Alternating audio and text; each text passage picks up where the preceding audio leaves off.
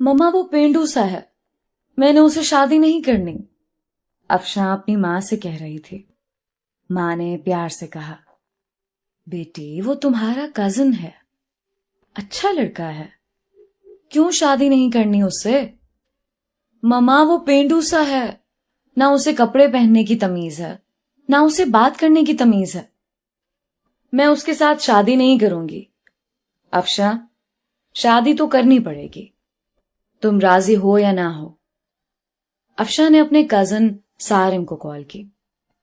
सारिम, मैं तुमसे शादी नहीं करना चाहती, तुम शादी से इनकार कर दो। सारिम ने कहा, मैं मां बाप की मर्जी के खिलाफ नहीं जा सकता, मैं तुम्हारे साथ जिंदगी भर नहीं रह सकती।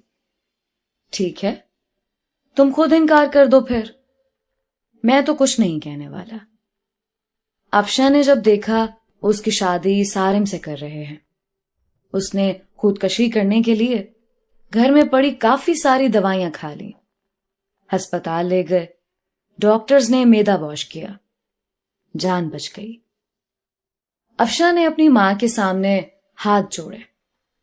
ममा मुझ पे रहम करो, मैं उस जाहिल इंसान के साथ नहीं रह सकती, वो भी गांव में।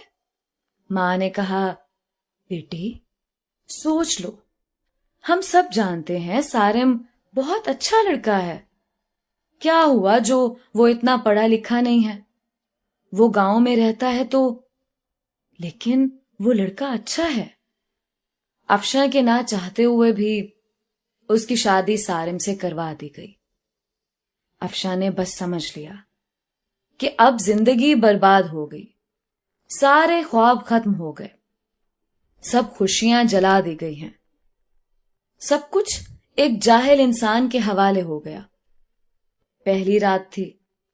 अफशां ने सारिम को कहा, सारिम तुम मुझसे शादी करना चाहते थे, शादी हो गई है, लेकिन मुझसे दूर रहो। सारिम मुस्कुराते हुए कहने लगा, ठीक है अफशां, आप इतना गुस्सा क्यों कर रही हैं? अफशां गुस्से से बोली, तुमने मेरी जिंदगी तबाह कर दी है सारिम। सारिम ने एक डिबिया खोली, उसमें चमकती हुई अंगूठी थी। उसने वो डिबिया अफशां के सामने रखी और कहने लगा, अफशां ये गिफ्ट आपके लिए। अफशां ने अंगूठी उठाकर साइड पे रख दी और करवट बदलकर लेट गई, रोने लगी। सारिम नवाफिल अदा करने लगा, फिर अफशां के पास लेट गया। यूं जिंदगी का सफर शुरू हुआ। अफशां का दम घुटने लगा सारिम के साथ।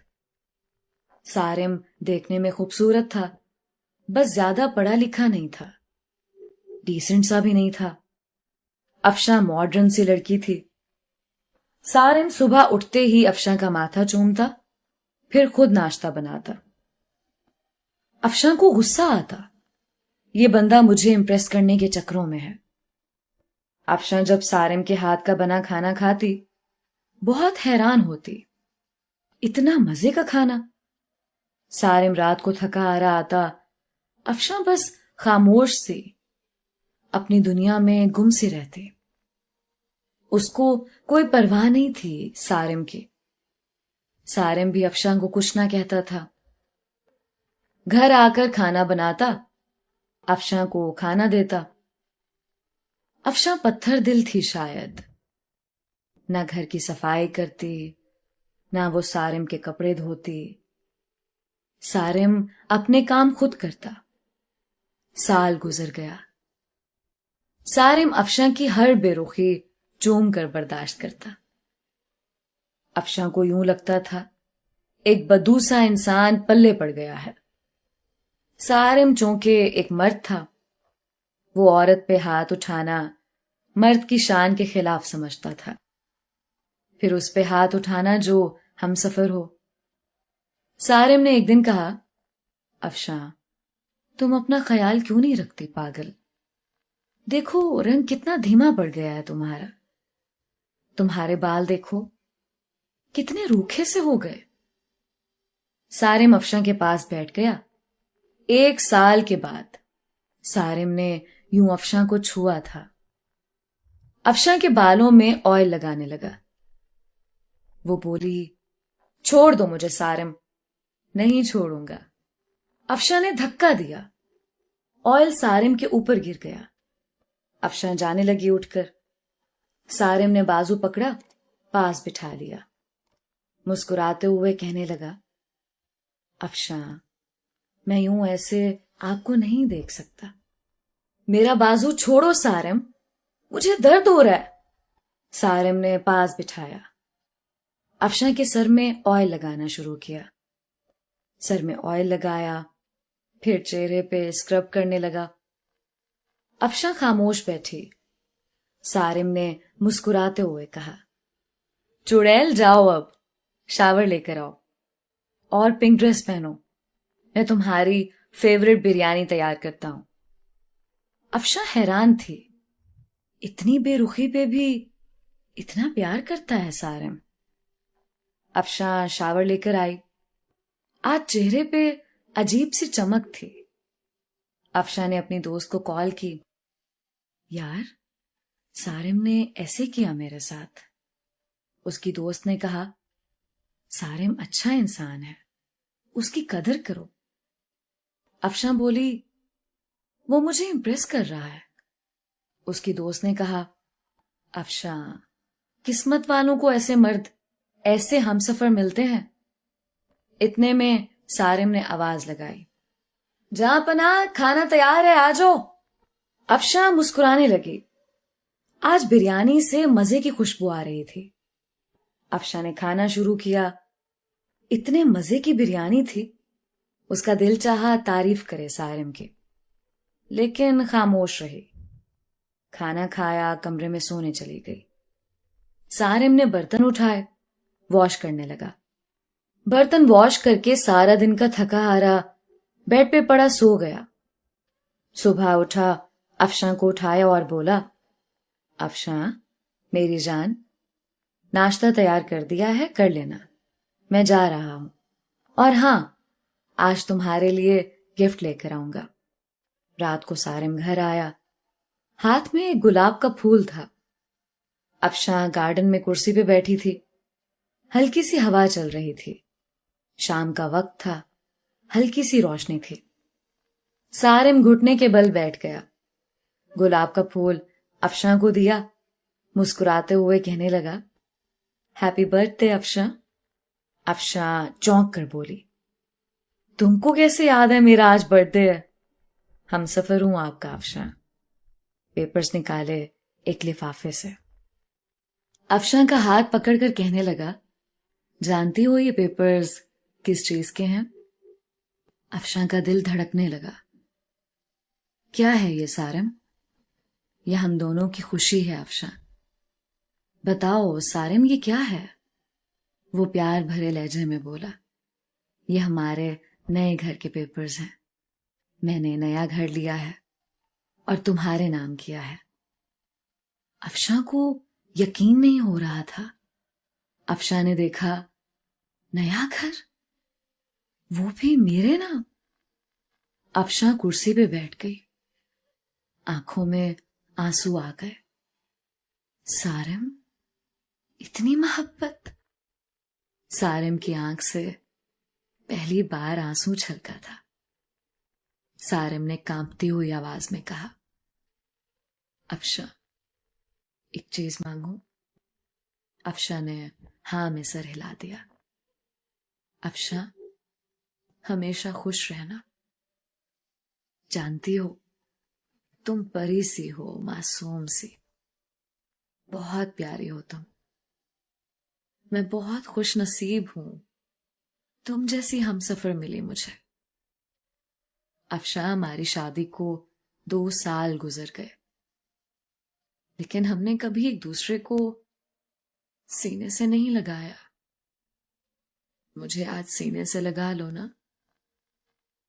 अफशा ने ना चाहते हुए आज सारिम को सीने से लगा लिया।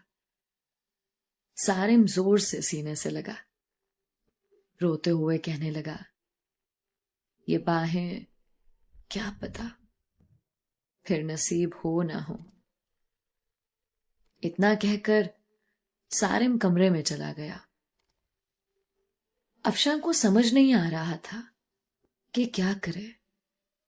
वो सारिम को क्या समझती रही। सारिम कितना अच्छा इंसान है, कितना बुरा सलूक किया मैंने सारिम के साथ। अफशां का दिल चाह रहा था कि सारिम की बाहों में समा जाए। सारिम की बेपनाह मोहब्बत। 2 साल में सारिम को इग्नोर करती रही।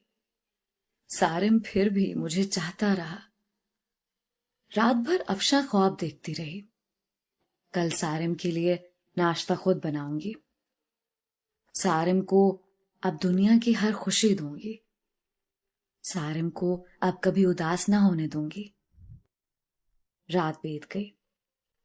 अफशां उठी, नाश्ता तैयार किया। बहुत खुश थी। शावर लिया, सारिम के उठने का इंतजार करने लगी।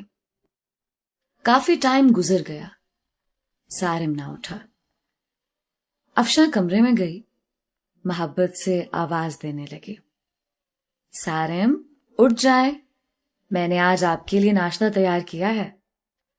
सारिम करवट लिए सो रहा था। अफशां ने मोहब्बत से सारिम को छुआ। देखा सारिम का जिस्म ठंडा पड़ चुका है। अफशां ने आगे बढ़कर देखा, सारिम के बिस्तर पे खून पड़ा था, मुंह पे खून लगा हुआ था। अफशां चीखने लगी, जोर जोर से आवाजें देने लगी, सारिम उठ जाओ, ये क्या हुआ है आपको सारिम, उठो ना। मोहल्ले वाले इकट्ठे हो गए, अस्पताल ले गए। डॉक्टर ने चेक किया और बोला, मैंने कहा था इसे, अपना ख्याल रखो, अपना इलाज करवाओ, किसी को साथ लेकर आओ। लेकिन शायद ये जीना नहीं चाहता था। अफशां ने रोते हुए कहा, क्या था सारिम को। डॉक्टर ने एक आह भरी और कहने लगा, सारिम को पिछले 1.5 साल से ब्लड कैंसर था। शायद उसका ख्याल रखने वाला कोई नहीं था। मुझे अक्सर कहता था, डॉक्टर साहब, मैं किसके लिए जीऊं, कोई है ही नहीं जो मुझे अपना कह सके। मेरे घर में मेरा इंतजार करने वाला कोई नहीं है। कोई नहीं है जो मुझसे मोहब्बत से पूछे दिन कैसा गुजरा। कोई नहीं है जो मुझे कहे, आप थक गए हैं, चलो सर दबा दूं। रात को कमरे में अकेला दर्द से तड़पता हूं, लेकिन कोई नहीं है जो मेरा दर्द समझे। अफशां जमीन पे गिर गई। सारिम, ये क्या कर दिया तुमने। सारिम, मुझे माफ कर दो। सारिम, मैं पागल हो गई थी। सारिम, ना जाओ मुझे छोड़कर। सारिम, मैं मर जाऊंगी तुम्हारे बिना। सारिम की लाश सामने पड़ी थी, जो जिंदगी में अफशां की मोहब्बत को तरसता रहा। अफशां सारिम के चेहरे को हाथों में लिए चीख चीख कर रो रही थी। लेकिन शायद अब मोहब्बत का वक्त खत्म हो चुका था। सारिम हमेशा के लिए आजाद कर गया था अफशां को। दोस्तों, किसी के जज्बात से मत खेलो। किसी को इतना ना सताओ कि वो मर जाए।